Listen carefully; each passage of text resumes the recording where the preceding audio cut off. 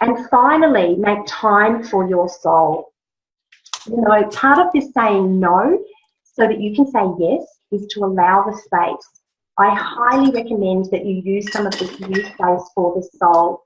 This checking into a higher power that you literally have on tap, if you just know how to turn it on. And the biggest excuse for not making time for your soul is that you don't have time.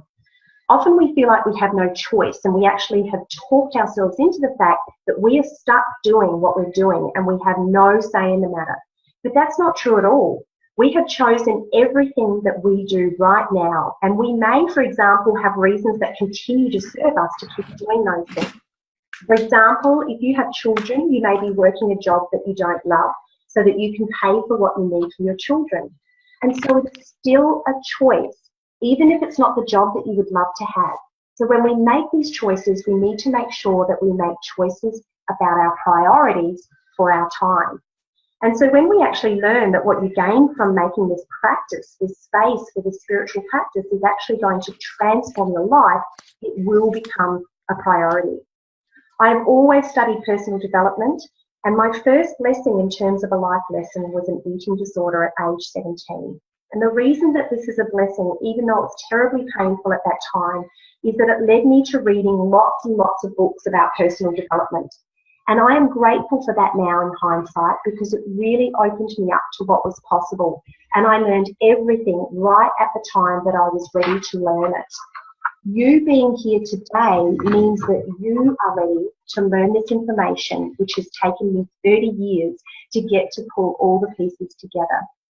So a lot of what I learned over the years was how to set goals and achieve them, how to write out positive statements and expect the outcomes that I got, and found that that really worked for me. And I've had great success using those techniques.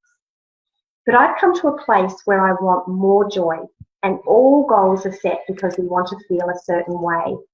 But if you tap into your soul, then you're going to get those answers and have that sense of peace no matter what's going on. But for me, making time for my soul has included meditating every day, listening to information that feeds my soul or music. And when I say feeds my soul, it makes me feel amazing. That incredible level of joy that is not short-lived. It feels very expansive, as though I am more than just my body, which of course I am. So it's a real connection to who we truly are. The meditation has been popping up in my life for many years. I went to Byron Bay 10 years ago now for a chanting retreat and came back really determined, which of course is the wrong word to use when you're talking about meditation.